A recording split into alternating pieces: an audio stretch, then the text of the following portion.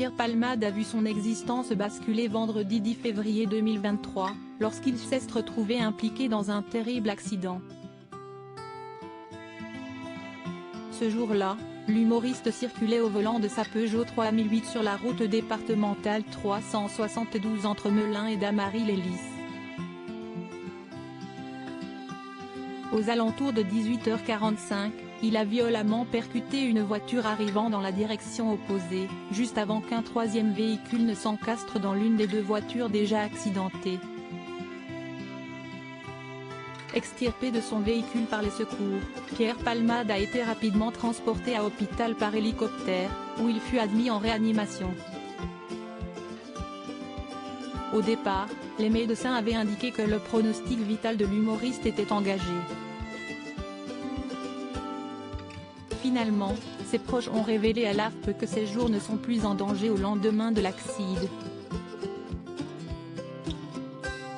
Malheureusement, la femme enceinte percutée par le comédien au volant de sa voiture a perdu son bébé suite au choc. Également présent dans le véhicule de sa mère au moment de la collision, un enfant âgé de 6 ans n'est pas encore tiré d'affaire pour le moment. De son côté, le parquet de Melun a ouvert une enquête pour homicide et blessures involontaires ayant entraîné une incapacité totale de travail supérieure à 3 mois, par conducteur sous l'emprise de produits stupéfiants, car l'analyse toxicologique de Pierre Palmade a prouvé que l'acteur avait consommé de la cocaïne avant de prendre sa voiture. Jérémy, ancien amant de Pierre Palmade, en le côtoyant, je suis tombé dans certains excès afin de revenir sur cette affaire. Cyril Hanouna a convié sur le plateau de Touche pas à mon poste un ancien amant de l'humoriste lundi 13 février 2023.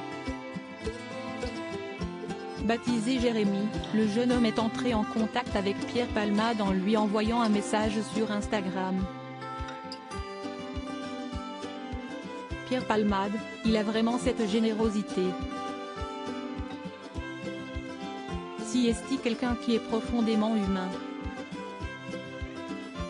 On s'est vu, on s'est revu, et après, il y a une passion qui est née. On a vraiment eu quelque chose. On se confiait l'un à l'autre. Je savais quand il allait mal, a souligné l'ancien amant du comédien.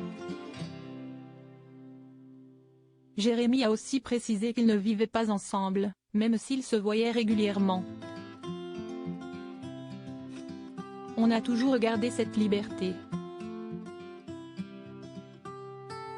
J'étais conscient de ce que je faisais, mais si est-il vrai qu'en le côtoyant, je suis tombé dans certains excès.